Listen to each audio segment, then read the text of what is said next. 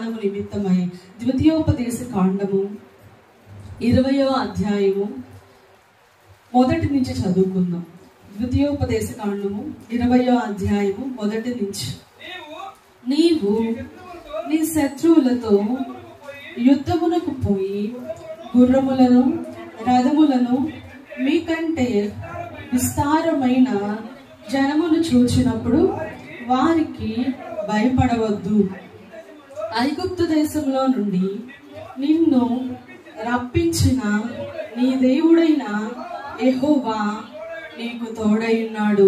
అంతేకాదు, మీరు యుద్ధమునకు సమీపించినప్పుడు యాజకుడు దగ్గరకు వచ్చి ప్రజలతో ఇలాగు చెప్పవలెను, ఇశ్రాయేలీయులారా వినుడి, నేడు మీరు మీ శత్రువులతో యుద్ధము చేయుటకు సమీపించుచున్నారు.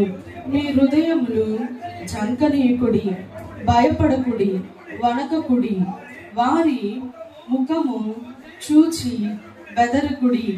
మీ కొరకు మీ శత్రువులతో యుద్ధము చేసి మిమ్మును రక్షించువాడు మీ దేవుడైన యెహోవాయే. ఈరోజు ప్రసంగం అంశం యుద్ధము యెహోవాదే. ప్రసంగం అంశం ఏమైనది? యుద్ధము యెహోవాదే అయినది. నీవు నీ శత్రువులతో యుద్ధమునకు పోయి గుర్రములను రథములను మీకంటే విస్తారమైన జన్మను చూచినప్పుడు వారికి మీరు భయపడవద్దు. ఇది ఇశ్రాయేలీయులను ఐగుప్తు నుంచి బయటకు తీసుకొచ్చిన తర్వాత వారికి ఎన్నో ఆటంకాలు వచ్చినాయి. అది మనం ఎప్పుడు చూస్తూ వస్తాము వాక్య గ్రంథంలో. వారికి ఎన్నో అడ్డులు వచ్చినాయి, ఎన్నో యుద్ధములు వారు చేయాల్సి వచ్చింది. ఆ సమయంలో దేవుడు వారికి చెప్తున్నాడు కదా, మీరు మీ శత్రువులతో యుద్ధంకు పోయినప్పుడు గుర్రములను రథములను మీ కంటే ఎక్కువ బలమైన వారు ఎదుట ఉండడం వలన వారిని చూసి మీరేమవద్దు, భయపడవద్దు. ఎందుకు చెప్తున్నాడు దేవుడు? ఇది మొదటిసారా వారికి దేవుని కార్యము చేయుట? ఇది మొదటిసారా వారు ఐగుప్తు నుంచి బయటికి వచ్చిన తర్వాత దేవుని కార్యాలు అంటే కాదు. వారు అనేకమైన ఆటుపోట్లను, అనేకమైన శ్రమలను, అనేకమైన వాటిని దాటుకుంటూ వచ్చారు. కానీ ఎక్కడ కూడా నేను ఒక్కసారి చెప్పాను కదా, ఒకసారి వాగ్దానం చేశాను కదా అని దేవుడు అక్కడ మాట్లాడడం ఆపేసి వాగ్దాన దేశం చేరే వరకు మౌనంగా ఉండలేదైనా. ప్రతి సమస్యలోను, ప్రతి పరిస్థితిలోను వారిని దేవుడు ఏం చేస్తూ వచ్చాడంటే ఎంకరేజ్ చేస్తూ వచ్చాడు. ఐగుప్తు నుంచి నేను మిమ్మల్ని బయటికి తీసుకువచ్చాను కదా, అది గుర్తుందా మీకు? అక్కడే మర్చిపోయారా? లేదు. గుర్తుంచుకోవాలి. అదే దేవుడు అంటాడు, వెనకున్న వాటిని మరచి ముందుకు వెళ్తున్నావు, కానీ వెనకున్న కార్యములను నీవు మరచిపోకూడదు. దేవుడు చేసిన కార్యములను ఎప్పుడూ కూడా మర్చిపోకూడదు. అందుకే వారికి గుర్తు చేస్తున్నాడు, ఐగుప్తు నుంచి బయటకు తీసుకువచ్చిన నేను ఎన్నో కార్యాలను చేశానే, అదే దేవుడైన నేను ఇప్పుడు కూడా మీకు ఏం చేస్తాను, తోడై ఉన్నాను. కాబట్టి మీరు ఆ యొక్క జనాంగమును చూసి భయపడవద్దు అని చెప్తున్నాడు. అంతేకాదు, మీరు యుద్ధమునకు సమీపించినప్పుడు యాజకుడు దగ్గరికి వచ్చి ప్రజలతో ఇలాగ చెప్పవలెను. ఏమని అంటే, ఇశ్రాయేలీయులారా వినుడి. ఒకసారి మీరు వినండి, యాజకుడు ఏం చెప్తున్నాడు, సేవకుడు మరలా మీకు ఏమి బోధించాలని ఆశపడుతున్నాడో, మరలా మిమ్మల్ని ఎలాగ వెన్ను తట్టి ప్రోత్సహించాలని అనుకుంటున్నాడో ఒకసారి వినండి అని చెప్తున్నాడు. ఏమని అంటే, నేడు మీరు మీ శత్రువులతో యుద్ధం చేయటకు సమీపించి ఉన్నారు. మీరు ఏం చేస్తున్నారంటే ఈ యొక్క సమయంలో ఒక శత్రువుతో మీరు యుద్ధం చేయడానికి సమీపించారు. అయితే మీ హృదయములను జంకనీయకుడి. ఏమవ్వాలి? హృదయంలో మనం ఏమనుకుంటాము అంటే, శత్రువు ఎదురుగా ఉన్నాడు, అసలు మనకి ఇది అవసరమా? ఈ శత్రువులతో యుద్ధం మనం చేయగలమా? ఎందుకంటే మనకన్నా గొప్పవారు, మనకన్నా బలమైన వారు, మనకన్నా ఎక్కువ రాజ్యము పెద్దదైన వారు ఏమున్నారు, మన ఎదురుగా ఉన్నారు. దీన్ని నేను గెలవగలనా అని ఏమవుతున్నారు వారు? హృదయంలో జంకుతున్నారు. అప్పుడు అంటున్నాడు కదా యాజకుడు, నువ్వు జంకకు. ఎందుకు అంటే, నువ్వు భయపడకు, వణకకు, వారి ముఖము చూచి బెదరకు. హల్లెలూయా. మీ కొరకు మీ శత్రువులతో యుద్ధము చేసి మిమ్మల్ని రక్షించువాడు మీ దేవుడైన యెహోవాయే. హల్లెలూయా. నువ్వేం చేస్తున్నావు అంటే, నీ శత్రువులు ఎదురుగా రాగానే జంకుతున్నావు, భయపడుతున్నావు, వణికిపోతున్నావు. వారి యొక్క ఆకారాలను చూసి, వారికి ఉన్న సమూహమును, శత్రు సమూహమును చూసి నువ్వేం చేస్తున్నావు? వణికిపోతున్నావు, ముఖమును చూచే బెదిరిపోతున్నావు. వారి బలము వారికి తెలియదు, వారు బలహీనులా బలిష్ఠులా అనేది వారికి తెలియదు, వారి సైన్య సమూహము గొప్పగా యుద్ధము చేయగలరా లేదా అనేది ఇశ్రాయేలీయులకు తెలియదు. కానీ వారిని చూసి భయపడతారేమో. మీరు వారిని చూసి నువ్వు ఒక ఎస్టిమేషన్ చేయకు. చిన్నపిల్లలు కానీ కొంచెం మనమైనా కొంచెం బాగా లావుండి ఇంత హైట్ ఉండి కొంచెం గంభీరంగా కనపడంగానే వాళ్ళని మనం ఏం చేస్తాం, చూసి చెప్పేస్తాం. ఏమని, అబ్బో ఈయన చూస్తేనే ఇలా ఉన్నాడు అంటే ఈయన మాట్లాడితే ఎలా ఉంటుందో చాలా భయం వేస్తుంది అని అనుకుంటాం. కానీ వాళ్ళు కూడా ఎలా ఉంటారు, మాట్లాడడం మొదలు పెడితే సున్నితంగా ఉంటారు. కానీ వారి యొక్క దేహం ఏం చేస్తుంది అంటే మనల్ని వారిని జడ్జి చేసేలాగా, వారిని నిర్ధారించేలాగా, వారి యొక్క ప్రవర్తన ఏంటో తెలుసుకునేలా చేస్తుంది. అందుకే ఇక్కడ యాజకుడు చెప్తున్నాడు కదా, వారిని చూసి అమ్మో ఇక మేము గెలవం, అయిపోయింది. ఐగుప్తు నుంచి మళ్ళీ ఎందుకు అని మొదలు పెట్టారు. ఏమని, ఐగుప్తు నుంచి ఎందుకు తీసుకొచ్చావు యేసయ్య, అక్కడే ఉంటే బాగుండు. శ్రమో, నిందో, కష్టమో, హింసిస్తారో, రోజంతా పనిచేయాలో, అసలు పడుకోకుండా ఉండాలి, అక్కడే బాగుండేదిగా. ఇక్కడైతే మరి దరిద్రంగా చనిపోతాం కదా, దీనికన్నా అక్కడే బాగుండేది కదా అని అనుకుంటారేమో. అది కాదు దేవుని చిత్తం. అలా అనుకోకండి. ఎందుకు అంటే అక్కడ నుంచి తీసుకొచ్చిన ఆ దేవుడు మీకు ఈ రోజున తోడై ఉన్నాడు. మీ పక్షమున యుద్ధం చేసేది ఎవరు అంటే మీరా కాదు, యెహోవాయే. మీరైతే చేయలేరు ఆ యుద్ధాన్ని, మీరైతే దానిని గెలవలేరు. కానీ ఆ యుద్ధము చేయగలిగిన గొప్ప సమర్థుడు యెహోవాయే. దావీదు ఆ రీతిగా అనుకుంటే గొలియాతును చూసి అమ్మో, సౌలు భయపడి సైన్యం భయపడి వెనక్కి వెళ్ళిపోతే దేనికి వెనక్కి వెళ్ళారు, తన ఆకారమును చూసి, ఆ యొక్క హైట్ను చూసి, ఆ వెయిట్ను చూసి, గొలియాతును చూసి ఇంత సైన్యములను మేము ఆయనని గెలవలేము, ఎందుకంటే అటువంటి ఆకారం ఆ మనిషిది. కానీ దావీదేమనుకున్నాడు, మనిషి ఆకారము బాగుంది కానీ లోపల ఏముంది, అంత డొల్లే, ఏమీ లేదు, మనమే గెలుస్తాం అని నమ్మకంతో ఉన్నాడు. ఎందుకు అంటే ఆ గొలియాతు పక్షము ఉన్న వారి కన్నా దావీదు పక్షములో ఉన్న దేవుడేమై ఉన్నాడు, గొప్పవాడై ఉన్నాడు. అది దావీదు యొక్క ధైర్యం. హల్లెలూయా. అందుకే ఎప్పుడు కూడా మనకున్న వాటిని బట్టి, మనకున్న ప్రతి ఒక్క పరిస్థితిని బట్టి దీనిని మనము ఎస్టిమేట్ చేయకూడదు. ఇది వచ్చిందా, ఇది జరుగుతుందా, ఇది ఇంతే, ఇంకా ఇది ఇలానే జరుగుతుంది అని. కానీ దాని యొక్క రూపము, రంగు, దాని యొక్క ప్రభావము మనకేమీ తెలియదు. కానీ తెలిసిన వాడు ఎవరై ఉన్నారు, యేసయ్య ఉన్నాడు. హల్లెలూయా. తెలియకుండా జడ్జిమెంట్ చేసేసుకోకూడదు. మనమే మన పరిస్థితులను తెలియకుండా మన స్థితిగతులను మనమే నిర్ధారించుకోకూడదు. దాని వలన మనం ఏమైపోతాం, జంకుతాము, వణుకుతాము, భయపడతాము. దాని యొక్క పరిస్థితి ఆకారమును చూసే మనం ఏమైపోతాము, కూలిపోతాం, కుప్పకూలిపోతాం. ఇక్కడ నుంచి మనం దాటుకొని పోలేము. మన పరిస్థితి ఇదే అని అనుకుంటూ ఉంటాము.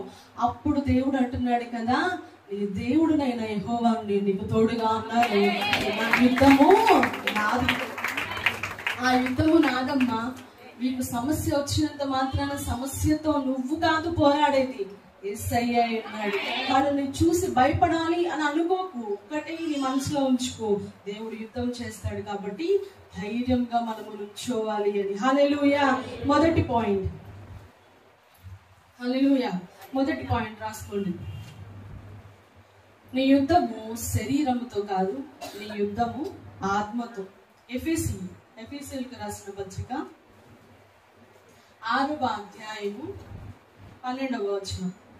ఎఫెసీయులకు రాసిన పత్రిక 6వ అధ్యాయము 12. ఏలయనగా మనము పోరాడునది శరీరులతో కాదు గాని ప్రధానులతోనూ అధికారులతోనూ ప్రస్తుత అంధకార సంబంధులకు లోకనాథులతోనూ ఆకాశ మండలమందున్న దురాత్మ సమూహముతోనూ మనము పోరాడుచున్నాము. హల్లెలూయా. అందుకే ఇక్కడ దేవుడు ఏమంటున్నాడంటే, నీ యుద్ధము శరీరముతో కాదు, శరీర సంబంధులతో కాదు, నీ యుద్ధము చేసేది ఎవరితో అంటే ఆత్మ సంబంధులతో. ఆత్మీయమైన వాటి కొరకు మనం ఏం చేయాలి?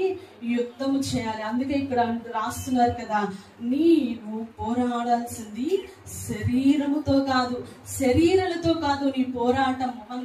మనం ఏం చేస్తూ ఉంటామంటే, ఈ లోకము దేవుడు మనకి ఇచ్చాడు.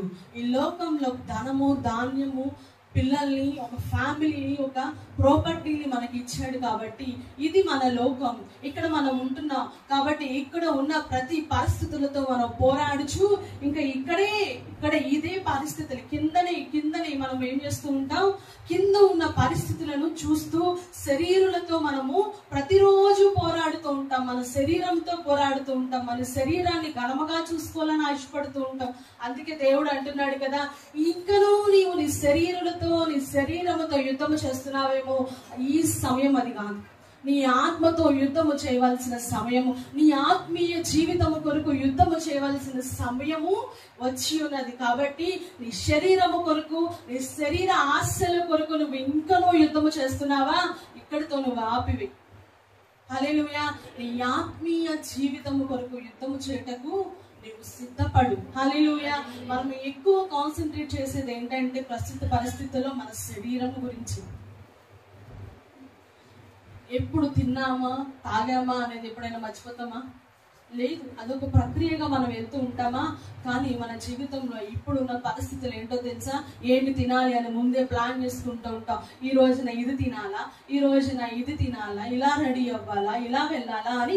ఎదుటి వారు మనల్ని ఏ రీతిగా చూస్తారు, ఎదుటి వారు మనల్ని ఘనంగా పొగడాలి, ఎదుటి వారు మనం రెడీ అయితేనో, మనం ఘనంగా ఉంటేనో మనల్ని పొగుడుతారనే ఆశతో మనం ఏం చేస్తాం? మన శరీరాన్ని ఘనపరుచుకుంటూ ఉంటాం. మనల్ని అందంగా ఉన్నారు అని ఎవరైనా చెప్తే ఎంతో సంతోషించి సమయంలో మనం ఉన్నాం. అయితే దేవుడు అంటున్నాడు కదా, నువ్వు అందంగా లేకపోయినా ఉన్నా నా బిడ్డవే. అవునా కదా? ఇక్కడ లోకంలో ఉన్నవారు మనల్ని విసర్జించవచ్చు, కానీ ఆయనకి ఏది కావాలి? ఆత్మీయ జీవితం ముఖ్యమైనది ఆయనకి. నువ్వు కుంటివాడివా, గుడ్డివాడివా, లావుగా ఉన్నావా, సన్నగా ఉన్నావా అనేది ఆయనకి అనవసరం. ఆయన బిడ్డవు నువ్వు. కాబట్టి ఇక్కడ ఉన్న శరీరముతో ఆయనకి పని లేదు, కానీ నీ ఆత్మీయమైన జీవితము విషయంలో ఆయనకి గొప్ప పని ఉన్నది. ఎందుకు అంటే ఆత్మను విషయమే ఆయన ప్రేమిస్తాడు మనల్ని. మన శరీరం యొక్క అందము గురించి ఆయన మనల్ని ప్రేమించడు, మన ఆత్మీయమైన అందము గురించి ఆయన మనల్ని ప్రేమిస్తాడు. హల్లెలూయా. అందుకే అంటున్నాడు, నీవు కనబడుతున్న ఈ శరీర విషయంలో ఇష్టము చూపుతున్నావు కదా, దాన్ని నువ్వు తగ్గించుకో. నీ ఆత్మ విషయంలో అధికమైన ఇష్టాన్ని చూపించడానికి నువ్వు ఇష్టపడు. హల్లెలూయా. ఎదటి వారు నేను సరిగ్గా లేనని నన్ను ఏం చేస్తారు? హేళన చేస్తారేమో. నేను సరిగ్గా బట్టలు వేసుకోలేదని హేళన చేస్తారేమో అని నువ్వు ప్రతిరోజు కంగారు పడిపోతూ ఉండకు. ఈ రోజు ఏం వేసుకోవాలి, ఏమి ధరించాలి, ఏ రీతిగా ఉండాలి, ఏ రీతిగా రెడీ అయి వెళ్ళాలి అని చెప్పి నువ్వు ఆతృత పడిపోతూ ఉండకు. నీ ఆత్మ విషయంలో నువ్వు ఆతృత పడు. ఈ రోజు నా ఆత్మీయ జీవితంలో నేను ఏ రీతిగా ఉంటే నా దేవునికి ఇష్టం, ఆత్మీయ జీవితంలో ఎంత ముందుకు వెళ్తే నా దేవునికి ఇష్టమో అది నువ్వేం చేయాలి? ప్రతిరోజు కూడా ఎస్టిమేట్ చేసుకుంటా ఉండాలి. ఈ రీతిగా ఉంటే నన్ను దేవుడు ఇష్టపడతాడా, ఈ రీతిగా నేను దేవునిలో ముందుకు వెళ్తే ఆయనకి నేను ఇష్టముగా ఉంటానా, ఆయన నన్ను ఇష్టపడతాడా, ఎంత చక్కనిదానా అని నన్ను అంటాడా అని చెప్పి మనం ఏం చేయాలి? ప్రతిరోజు మన జీవితంలో గొప్ప ఆతృతతో మనం ఉండాలి అన్నమాట. అందుకే దేవుడు అంటున్నాడు, నీ శరీరముతో యుద్ధం చేయడం నువ్వు ఇంకా మాను. నీ శరీర ఆశల విషయంలో యుద్ధం చేయడం ఇంకా మాను. నీ ఆత్మ విషయమై, నీ ఆత్మీయ జీవితం విషయమై, నీ కుటుంబంలో ఉన్న ఆత్మల విషయమై, నీ లోకంలో ఉన్న ఆత్మల విషయమై నువ్వు యుద్ధము ప్రకటించుకో, యుద్ధము చేయి. అది దేవునికి ఇష్టమైనది. కిందకు వద్దామా? అందుచేతను మీరు ఆపద్దినమందు వారిని ఎదిరించుటకును సమస్తమును నెరవేర్చిన వారై నిలవబడుటకును శక్తిమంతులగినట్టు దేవుడిచ్చు సర్వాంగ కవచమును ధరించుకొనుడి.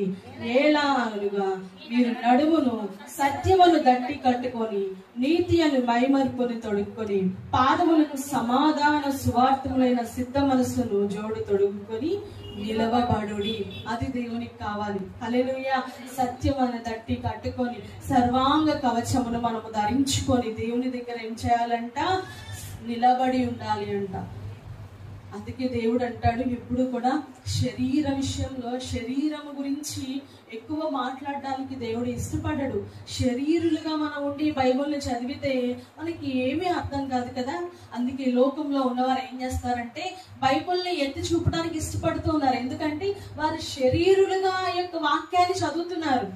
అందుకే వారికి ఏం చేస్తుంది, అంత తప్పుగానే కనిపిస్తుంది. కానీ ఎప్పుడైతే ఆత్మీయంగా మనం దాంట్లోనికి వెళ్తామో దేవుడు రాసిన ప్రతి ఒక్క మాటలోనూ తప్పు ఉండదు. తప్పు కనిపించాలని చూస్తే ప్రతి దాంట్లో తప్పు కనిపిస్తుంది. కానీ ఎప్పుడైతే ఆత్మీయ జీవితం గురించి దీన్ని అంతా రాసింది, శరీర జీవితం గురించి శరీరాన్ని సిద్ధపాటు చేసుకోవడం కోసం ఆయన ఇక్కడ ఏమీ రాయలేదు. కానీ ఈ లోకంలో ఉన్నవారు ఏం చేస్తున్నారంటే శరీరముగా దానిని చదువుతున్నారు. కాబట్టి వారికి అన్ని తప్పులే. ఆత్మీయముగా నువ్వు ఎప్పుడైతే దీనిని చదువుతావో అది నిన్ను ఆత్మీయ జీవితంలో ముందుకు తీసుకెళ్లేదా ఉన్నది. రెండవది, నీ యుద్ధము భయముతో కాదు, నీ యుద్ధము విశ్వాసముతో. ద్వితీయోపదేశ కాండము 25 నుంచి చదువుకుందాం. మరియు నాయకులు జనులతో చెప్పవలసినదేమనగా, క్రొత్త ఇల్లు కట్టుకొని వాడు గృహప్రవేశము కాకమునుపై యుద్ధములో చనిపోయిన వెడల వేరొకడు దానిలో ప్రవేశించును గనుక అట్టివాడు తన ఇంటికి తిరిగి వెళ్ళవచ్చును. ద్రాక్ష తోట వేసి ఇంకా దాని పండ్లు తినక ఒకడు యుద్ధములో చనిపోయిన ఎడల వేరొకడు దాని పండ్లు తినను గనుక అట్టివాడు ఎలుపు.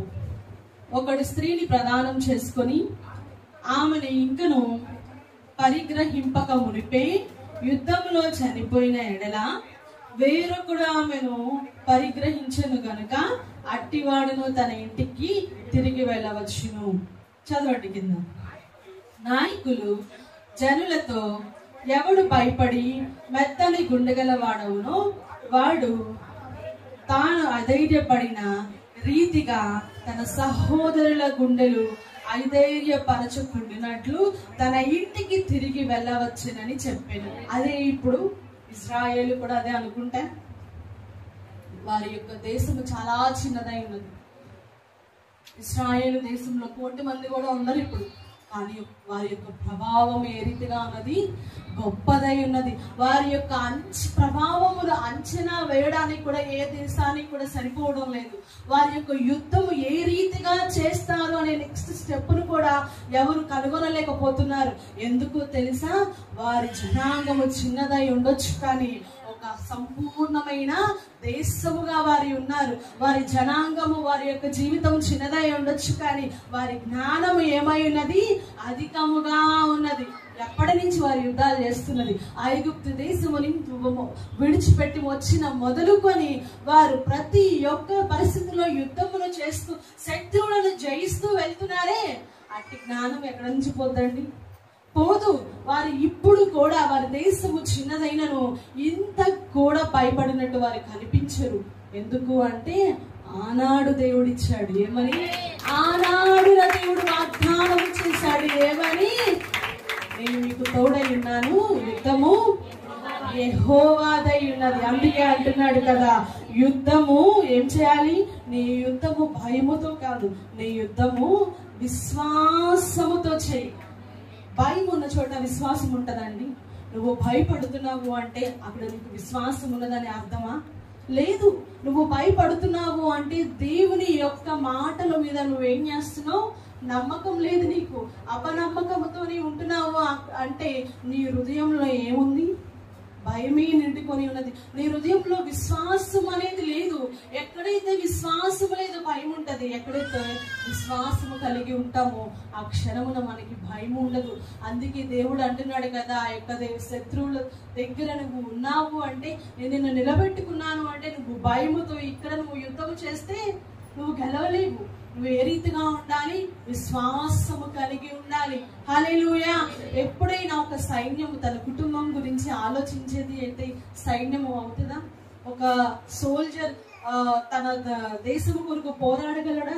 తన భార్య బిడ్డల గురించి ఆలోచిస్తూ ఉంటే పోరాడలేడు. ఎందుకు అంటే తన జీవితాన్ని తన యొక్క దేశము కొరకు అంకితం చేసిన వాడై ఉన్నాడు. హల్లెలూయా. వారి యొక్క కుటుంబ జీవితం కొరకు ఎప్పుడూ ఆలోచించరు. అలాంటి లోకస్తులే అలా ఉంటే దేవుడు వాగ్దానం చేసిన బిడ్డలతో అంటున్నాడు కదా, నీవు భయపడకు, వణకకు, బెణకకు, జంకకు. ఎందుకు అంటే యుద్ధమును నేనే చేస్తున్నాను. హల్లెలూయా.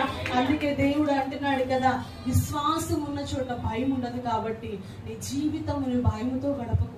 నీ జీవితాన్ని ఈ క్షణమున నేను పోతే ఏ రీతిగా ఉంటది, నా కుటుంబం ఈ క్షణాన నన్ను దేవుడు తీసుకుంటే నా కుటుంబం ఏమైపోద్ది, నేను సంపాదించుకున్న ఆస్తి ఏమైపోద్ది అని ప్రతిరోజు కొంతమంది భయంతో ఉంటారు. మరి అదొక రోగమో ఏదో నాకు తెలియదు. నేను చూశాను చాలా మందిని. ఏంటి అంటే ఏది చేయాలి అన్న భయపడుతూనే ఉంటారు. ఏది చేయాలి అన్న కుటుంబం జీవితం గురించి ఆలోచిస్తూ ఉంటారు. ఏది చేయాలి అన్న వారి యొక్క సంపాదన గురించి ఆలోచిస్తారు. కానీ దేవుడు ఉన్నాడు, దేవుని విషయంలో ముందుకు వెళ్ళాలి అని ఏ రోజున విశ్వాసంతో కనబడరు. అలాంటి వారితో దేవుడు ఈరోజు మాట్లాడుతున్నాడు. భయం ఉన్న చోట దేవుడు ఉండడు, భయం ఉన్న చోట విశ్వాసం ఉండదు, భయం ఉన్న చోట కార్యాలు జరగవు. అందుకే దేవుడు అంటున్నాడు, నీ భయమును పక్కన పెట్టి నీ యుద్ధము భయముతో కాదు, నీ యుద్ధము విశ్వాసముతో అయి ఉన్నది. హల్లెలూయా. అక్కడ విశ్వాసం ఉన్నప్పుడు భయం ఉండదు. అందుకే దేవుడు అంటున్నాడు, నువ్వు ఏనాడు భయపడకు. నువ్వు భయపడడానికి నువ్వు నమ్ముకున్నది నార్మల్ దేవుని కాదు. నువ్వు భయపడడానికి నువ్వు నమ్ముకున్నది నువ్వు అన్యుడిగా లేవు. ఏర్పరచుకొని నిన్నేం చేసి ఉన్నాను, నాలోనికి నిన్ను తీసుకొని వచ్చి ఉన్నాను. ఎందుకో తెలుసా, భయపడిన పరిస్థితుల్లో నువ్వు ఉన్నప్పుడు నేను లేవనెత్తిన వాడు ఒక్కడునూ లేడు. కానీ నేను తీసుకొచ్చుకున్నాను అంటే ఆ భయము అక్కడితో వదిలివేసి విశ్వాసముతో నాతో నీవు నడుము. యుద్ధము యెహోవా దేవుడది. హల్లెలూయా. మూడవ పాయింట్, నీ యుద్ధము శ్రమతో కాదు, నీ యుద్ధము విజయముతో చేయి. రోమీయులకు రాసిన పత్రిక 8వ అధ్యాయము 35 నుంచి చదవండి. క్రీస్తు ప్రేమ నుండి మనలను ఎడబాపువాడు ఎవడు? శ్రమైనను, బాధైనను, హింసైనను, కరువైనను, వస్త్రహీనతైనను, ఉపద్రవమైనను, ఖడ్గమైనను మనలను ఎడబాపున అని ఏం చేస్తాడు? Question mark. క్రీస్తు ప్రేమ నుండి మనల్ని ఎడబాపువాడు ఎవడు? కానీ ప్రస్తుత పరిస్థితుల్లో ఇవే మనల్ని క్రీస్తు ప్రేమ నుంచి ఎడబాపుతున్నాయి. నిజమేనా? శ్రమ రంగాలే మనం ఏం చేస్తాం? దేవుని దగ్గర నుంచి దూరంగా వెళ్ళిపోతాం. హింస రంగాల్ని, కరువు రంగాల్ని, వస్త్రహీనత రంగాల్ని, ఉపద్రవం, ఇక ఖడ్గం వస్తే అసలే మనం అక్కడి వరకు అసలు శ్రమ దగ్గరే ఆగిపోతున్నాం కదా. మన విశ్వాస జీవితం ఏ రీతిగా ఉన్నది అంటే, ఒక శ్రమ రంగాల్ని క్రీస్తు మనల్ని ప్రేమిస్తున్నాడు అనే విషయాన్ని కూడా మనము మర్చిపోయి ఏం చేస్తాం? అస్సలు దేవుడు ఉన్నాడా అనే దగ్గరికి వెళ్ళిపోతాం శ్రమకి. కానీ ఇక్కడ ఏమంటున్నాడు? శ్రమైనను, బాధైనను, హింసైనను, కరువైనను, వస్త్రహీనతైనను, ఉపద్రవమైనను, ఖడ్గమైనను మనలను ఎడబాపున. కానీ మనం శ్రమ దగ్గరే ఉన్నామే, ఇంకా అక్కడి దాకా వెళ్ళలేదు. రానున్న పరిస్థితుల్లో హింస రావచ్చు, రానున్న పరిస్థితుల్లో కరువు, వస్త్రహీనత, ఉపద్రవము, ఖడ్గము అది మన జీవితంలో రావచ్చు. ప్రస్తుత పరిస్థితుల్లో మనం ఏ యొక్క పరిస్థితిని నమ్మడానికి వీల్లేదు. కానీ మన ఆత్మీయ జీవితం ఎక్కడ ఆగిపోయిందంటే శ్రమ దగ్గరే ఆగిపోయింది. మన శరీర జీవితంలో, మన కుటుంబ జీవితంలో వస్తున్న ఆ శ్రమ దగ్గరే ఆగిపోయింది. ఈ రోజు నీ ఆత్మీయ జీవితాన్ని ప్రశ్నించుకోవాలి. ఏంటో తెలుసా? శ్రమ వచ్చినప్పుడు దేవుని దగ్గర నుంచి దూరంగా వెళ్తున్నానా, దేవునికి ఇంకనూ సమీపంగా ఉంటున్నానా లేదా అని. హల్లెలూయా. ఒక శ్రమ రంగాల్ని దేవుడు ఉన్నాడా లేడా, ఈ రోజు ఈ సమస్యను తీరుస్తాడా లేదా అని దేవుని ప్రశ్నించే వారిగా ఉన్నామా, ఇంకా దేవుని దగ్గరికి సమీపంగా వెళ్తున్నామా? ఇది నాకు ఎందుకు వచ్చింది, ఇది నాకు ఎందుకు జరుగుతుంది, ఇక్కడ నుంచి నువ్వు నన్ను తప్పించే దేవుడు అని అడుగుతున్నావా? నీ యొక్క ఆత్మీయ జీవితాన్ని పరీక్షించుకోవాలి. హల్లెలూయా. ఎందుకు అంటే పరిస్థితులు ప్రతిరోజు ఈ రీతిగానే ఉండవండి. పరిస్థితులు ప్రతిరోజు ఇంత సాఫీగా జరగవు. సంవత్సరాలు ఇంత హ్యాపీగా వెళ్ళిపోతూ ఉండవు. దేవుని రాకడ సమీపంగా ఉన్నది. ఏ రోజున ఏ రీతిగా, ఏ క్షణం ఏ రీతిగా ఉండదో తెలియదు. అందుకే అంటున్నాడు కదా, హింసైనను, కరువైనను, వస్త్రహీనతైనను, ఉపద్రవమైనను, ఖడ్గమైనను క్రీస్తు ప్రేమ నుండి మనలను ఎడబాపకూడదు అని చెప్తున్నాడు. ఆ రీతిగా ఎడబాపితే మనం ఎక్కడికి వెళ్తాం? దేవుని రాజ్యానికి సమీపించాం. అందుకే అంటున్నాడు, పరిస్థితులు ఏ రీతిగా ఉంటాయో తెలియదు, పరిస్థితులు ఎటువైపు వెళ్తాయో తెలియదు, కానీ నీ విశ్వాస జీవితాన్ని క్రీస్తు అనే బండ మీద నువ్వు స్థిరముగా వేసుకొని కరువైనను, హింసైనను, ఉపద్రవమైనను, నిందైనను, బాధైనను, వస్త్రహీనతైనను, చివరికి ఖడ్గమైనను నీ పీక దగ్గరకు వచ్చినప్పుడు నువ్వు ఎలా ఉండాలి? నిలబడాలి. నా దేవుడు నాకు కావాలి అని చెప్పి నిలబడాలి అన్నమాట. నీ యుద్ధాన్ని ఇంకనూ శ్రమ దగ్గరే చేస్తా ఉండవు. ఒక శ్రమ రంగాన్ని ఏ రీతిగా ప్రార్థన చేస్తాం మనం? నిజం చెప్పండి, శ్రమ తీసేసాడు, గొప్ప శ్రమ తీసే, శ్రమ తీసే, శ్రమ తీసే, శ్రమ తీసే, ఒకే రిపీట్ చేస్తారు. శ్రమ ఉన్నది. అందుకే దేవుడు అంటున్నాడు, ఈ శ్రమ ఉన్నదని నాతో చెప్పావు కదా, ఇంకా చాలు. ఏమని ప్రార్థన చేయాలి? విజయాన్ని దయచేయాలి ప్రార్థన చేయాలి. హల్లెలూయా. శ్రమ వచ్చిందని బాధపడుతున్నావు, కానీ ఇక్కడ నుంచి బయటికి దాటి విజయాన్ని చూడాలని ఆశ నీలో ఉండటం లేదు. ఒకటే ప్రార్థన చేయి, విజయాన్ని వేసేయాలి. ఈ క్షణము నాకు దీవించి విజయాన్ని దయచేయాలి. విజయం విషయంలో ఎక్కువ కాన్సన్ట్రేషన్ చేయాలి.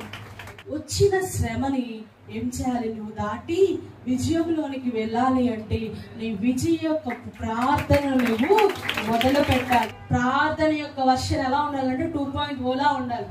2.0 వర్షన్ అంటే ఫాస్ట్ వర్షన్ అన్నమాట. అంటే ఎలా ఉండాలి? విజయము కొరకే నువ్వు ప్రార్థన చేయాలి. ఇంకా శ్రమల దగ్గర ఉంది. అందుకే ఇక్కడ అంటున్నాడు, శ్రమైనను, బాధైనను, హింసైనను, కరువైనను, వస్త్రహీనతైనను, ఉపద్రవమైనను, ఖడ్గమైనను ఎడబాపున అన్న దగ్గరే మనం ఆగిపోకూడదు. కానీ నిన్ను బట్టి దినమెల్లా మేము వధింపబడిన వారము, వదకు సిద్ధమైన గొర్రె పిల్లలమని మేము ఎంచబడిన వారము, అయినను మనలను ప్రేమించిన వారి ద్వారా మనం వీటన్నిటిలో అత్యధిక విజయము పొందుచున్నాము అంట. హల్లెలూయా, హల్లెలూయా. దేవుడు ఏమంటున్నాడు?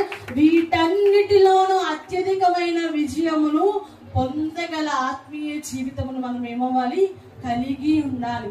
నీ విశ్వాస జీవితంలో పరిగెత్తవలసిన సమయంలో నువ్వు ఉన్నావు. కాబట్టి విశ్వాస జీవితంలో నువ్వు ఎదటి వారితో కంపేర్ చేసుకుంటూ వెళ్ళకు, కానీ నాతో నీవు ఉండు.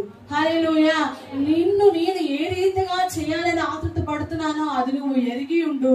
అప్పుడు నీవును కూడా పరిగెత్తేవాడిగా ఉంటావు. 4వ పాయింట్, నీ యుద్ధము ఈ లోకము కొరకు కాదు, పరలోకము కొరకు.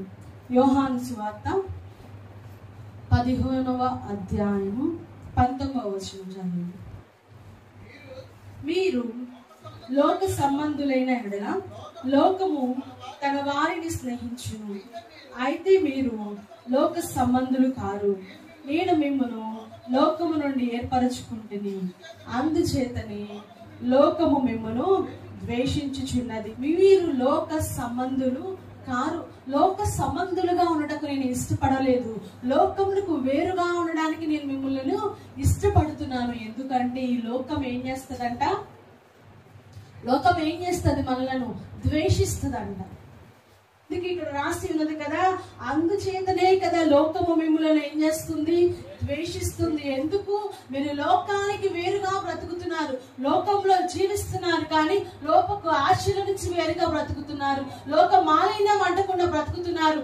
అందుకే మిమ్మల్ని ఏం చేస్తుంది? లోకము ద్వేషిస్తుంది. దాసుడు తన యజమానుడి కంటే గొప్పవాడు కాడని నేను మీతో చెప్పిన మాట జ్ఞాపకం చేసుకోండి. లోకులు నన్ను హింసించిన ఎడలా మిమ్మల్ని కూడా హింసిస్తుంది. దేవునినే హింసించిన లోకం ఈ లోకం, దేవునిని దూషించిన లోకం, దేవుని యొక్క కార్యాలు స్వస్థతలు చూసినప్పుడు కూడా ఇవి మ్యాజిక్లు ఏంటి, ఇవి గారడీలు, ఇవి నిజమేనా? అసలు నువ్వు నిజమైన వాడివేనా? నువ్వు నిజమైన దేవుడివేనా? అని చెప్పి ఆయనను దూషించి హింసించి ఆయనను శిక్షించిన లోకం ఆయన బిడ్డలమైన మనలను స్వీకరిస్తుందని నువ్వు ఏ రీతిగా అనుకుంటున్నావు? అనుకోకు. యజమానుడిని శిక్షించిన ఈ లోకం యజమానుడి యొక్క దాసుని స్వీకరిస్తుందా? స్వీకరించదు. ఎప్పుడు నువ్వు కూడా స్వీకరిస్తారు అని కూడా అనుకోకు. స్వీకరించకపోవడమే మన జీవితానికి మంచిది. ఆ రీతిగా స్వీకరించడం లేదంటే మన ఆత్మీయ జీవితంలో బలముగా ఉన్న వారిలో ఉన్నాం. మనల్ని ఎదుటి వారికి నచ్చట్లేదు, మన జీవితం నచ్చట్లేదు అంటే మనము ఆత్మీయ జీవితంలో ఉన్నతముగా ఉన్నాము అని అర్థమై ఉన్నది. అందుకే దేవుడు అంటున్నాడు, నీ యుద్ధము ఈ లోకము కొరకు కాదు, నీ యుద్ధము పరలోకము కొరకై ఉన్నది. అయితే వారు నన్ను పంపిన వాళ్ళు ఎరుగరు గనుక నా నామము నిమిత్తము వీటన్నిటికీ మీకు చేయుదురు. నేను వచ్చి వారికి బోధింపకుండిన ఎడల వారికి పాపము లేకపోను. ఇప్పుడైతే వారి పాపమునకు ఏం లేదు, మిష లేదు. నన్ను ద్వేషించువాడు నా తండ్రిని కూడా ద్వేషించువాడు. కాబట్టి మనము ప్రస్తుతమైన పరిస్థితులలో చూస్తున్నది ఎక్కువ అదే ద్వేషమే. ద్వేషంతోనే ఉంటున్నారు. బిడ్డలను, ఆత్మీయ బిడ్డల్ని చూస్తే ఎక్కడ లేని కోపము, ఎక్కడ లేని శత్రుత్వము కలుగుతున్నది. అందుకే దేవుడు అంటున్నాడు కదా, నన్ను ద్వేషించిన వారు మిమ్మల్ని ద్వేషిస్తారు కాబట్టి హెచ్చరిస్తున్నాడు. ఎక్కడ బాధపడద్దు, ఎక్కడ కుమిలిపోవద్దు, ఎక్కడా కూడా లోకంలో కలిసిపోవాలని ఆశపడవద్దు. కానీ లోకమునకు వేరే జీవించండి. ఈ యొక్క దేశము మీది కాదు, ఈ లోకము మీది కాదు, కానీ పరలోకము మీదై ఉన్నది. చదువుదామా ఫిలిప్పీయులకు రాసిన పత్రిక 3వ అధ్యాయము 20వ వచనం. మన పౌరస్థితి పరలోకమందున్నది, అక్కడ నుండి రక్షకుని నిమిత్తము కనిపెట్టుకొని ఉన్నాము. ఇక్కడ ఏమి రాసి ఉన్నది? మన పౌరస్థితి పరలోకమందున్నది, అక్కడ నుండి ప్రభువైన యేసుక్రీస్తు రక్షణ నిమిత్తము, రక్షకుని నిమిత్తము కనిపెట్టుకొని ఉన్నాం. పౌరస్థితి అంటే తెలుసా? నువ్వు ఎక్కడ పౌరుడివి అంటే అంటావు, ఇది నా దేశం, ఇది ఇక్కడ నేను పౌరుడిని, ఇక్కడ నేను పౌరురాలిని, ఇది నా హక్కు అంటామా? అవునా? ఎదట దేశం వారు ఇక్కడ పౌరుడు అనుకోగలడా? లేడు. వాడు కొన్ని రోజులు ఉండగలడు, కానీ మరలా కొన్ని రోజులకి వారు పౌరుడుగా ఎక్కడ ఉన్నాడో ఆ దేశానికి వాళ్ళు వెళ్ళిపోవాలి. ఇక్కడ ఉన్న పౌరులు ఎక్కడి వారు అక్కడే ఉండాలి, ఆ దేశంలోనే. అందుకే ఇక్కడ రాయబడి ఉన్నది కదా, మన పౌరస్థితి ఎక్కడున్నది? పరలోకం ఉన్నది. అంటే మనం ఎక్కడ వారం? కానీ మరి ఇక్కడ ఉన్నవారం అయితే ఇది ఏంటిది? టెంపరరీ. మన యొక్క పౌరస్థితి ఇక్కడే కాదు, మనము లోకములకు వేరే జీవిస్తున్నాం కాబట్టి లోకస్తులకున్న పౌరస్థితిని మనం కలిగి ఉండడానికి దేవుడు ఇష్టపడట్లేదు. మన పౌరస్థితి ఎక్కడ ఉన్నది? పరలోకమందున్నది. హల్లెలూయా. అక్కడ చేర్చుటకు దేవుడు ఏం చేస్తున్నాడు? ఇష్టపడుతున్నాడు. అందుకే మనకి టెంపరరీగా ఇచ్చాడు. ఇశ్రాయేలీయులకు కూడా ఎన్నో పౌరస్థితులు ఉన్నాయి. ఎక్కడి వరకు చేరే వరకు? కానాను దేశము చేరే వరకు వారు ఎన్నో నివాస స్థలాలను ఏర్పరచుకున్నారు. నివాసము ఇచ్చిన వాడు సమాధానముగా ఆ దేశము ఇస్తే పర్వాలా, లేకపోతే యుద్ధములో ప్రకటించేవారు. హల్లెలూయా. ఆ దేశాన్ని స్వాధీనపరుచుకుంటూ ముందుకు వెళ్ళేవాళ్ళు. అలా అని వారి పౌరస్థితి ఆ దేశాల కాదు, వాగ్దానము చేసి ఉన్నాడు దేవుడు. ఏమని? నీ పౌరస్థితి ఎక్కడ? కానాను దేశమైనది. అక్కడికి చేరు వరకు ఇవన్నీ కూడా అస్థిరమే, ఇవన్నీ కూడా టెంపరరీయే. అందుకే దేవుడు మనతో కూడా ఈ రోజు మాట్లాడుతున్నాడు కదా, నువ్వు ఇక్కడ టెంపరరీగా ఉంటున్నావు, కానీ పర్మనెంట్ గా ఉండడానికి ఆశపడుతున్నావు. దేవుడు మనల్ని ఎప్పుడు ఇక్కడే ఉండడానికి ఇష్టపడడు. ఈ లోక మాలిన్యంలోనే, ఈ లోకస్తులలోనే, ఈ పాపపు శాపపు లోకంలోనే దేవుడు మనల్ని ఉంచడానికి ఇష్టపడడం లేదు. కానీ ఆయన పౌరస్థితిని మనల్ని ఎక్కడ ఉంచాలని ఆశపడుతున్నాడు అంటే పరలోక రాజ్యమై ఉన్నది. ఆత్మీయ జీవితంలో ఎప్పుడు మనము స్థిరముగా ఉంటామో ఆయన అవసరం తీర్చడం, మన ఆత్మీయ జీవితంలో మనం ఆయనకి ఇష్టలుగా ఉంటే మన సమస్యని ఆయన తీర్చడా, ఆయనకి దగ్గరగా మనం ఉన్నప్పుడు మనల్ని ఆయన హెచ్చించడా, మరి వాటి కొరకు ఎందుకు ఆతృత, మరి వాటి కొరకు ఎందుకు ప్రార్థన, మరి వాటి కొరకు ఎందుకు పోరాటం? నీ ఆత్మీయ జీవిత విషయంలో నువ్వు పోరాటం చేయి. నీ ఆత్మీయ జీవిత విషయంలో ఒక యుద్ధాన్ని ప్రకటించి, నీ కుటుంబ జీవితం విషయంలో, నీ ఆత్మీయ జీవిత విషయంలో ఒక యుద్ధాన్ని ప్రకటించినప్పుడు అక్కడి నుంచి దేవుడు నిన్ను హెచ్చించేవాడై ఉన్నాడు. నీ జీవిత పోరాటము పరలోకము కొరకైనది. దేవుని కొరకై ఉన్నది. హల్లెలూయా.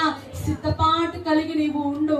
ఖడ్గమైనను, హింస అయినను, ఉపద్రవమైనను, వస్త్రహీనతైనను దేవుణ్ణి పట్టుకొని ఉండేవాడిగా ఉంది. హల్లెలూయా. యుద్ధము ఎవరిది? యుద్ధము ఎవరిది? గట్టిగా చెప్పండి. యుద్ధము ఎవరిది? యెహోవాదైనది. హల్లెలూయా. ఈ రోజున యుద్ధం చేసేవాడు రేపు కనబడు. ఈ రోజున యుద్ధం చేసేవాడు నేను గెలుస్తాను అని తడుస్తాడు, కానీ వాడికి విజయం కాదు. కానీ యుద్ధము యెహోవాదైనది. ప్రార్థన చేసుకుందామా? యేసయ్యానికి వందనాలు, పరిశుద్ధుడానికి స్తోత్రాలు. యేసయ్యా, యుద్ధము నీదే కదా, యుద్ధము యెహోవాదై ఉన్నది కదా. యేసయ్యా, యేసయ్యానికి స్తోత్రాలు, స్తుతులు చెల్లించుకుంటున్నాను. దేవానికి స్తోత్రాల వాక్యంతో మీరు మాతో మాట్లాడారు. యేసయ్యా, నిజమే, శ్రమతో కాదు మా యుద్ధం, విజయముతో అయినది. లోకము కొరకు కాదు మా యుద్ధము, పరలోకము కొరకు అయినది. దేవానికి స్తోత్రం. ఇశ్రాయేలులతో ఏ రీతిగా నీవు మాట్లాడి దేవా ధైర్యపరిచావు, ఈ క్షణాన మాతో కూడా నీవు మాట్లాడి ధైర్యపరిచావు. నీకు వందనాలు. అదే ధైర్యంతో జీవితాంతం ఉండడానికి సహాయం చేయండి దేవా. శ్రమ వచ్చినను, నిందనను, వస్త్రహీనతను, ఉపద్రవమైనను, ఖడ్గమైనను దేవానికి స్తోత్ర. నీ నుండి దేవా ఎవరు మమ్మల్ని విడబాపక, ఎడబాయక దేవాని అంటి పెట్టుకొని హత్తుకొని నీలో జీవించే కృపను మీరు మాకు దయచేయండి. నీకు వందనాలు.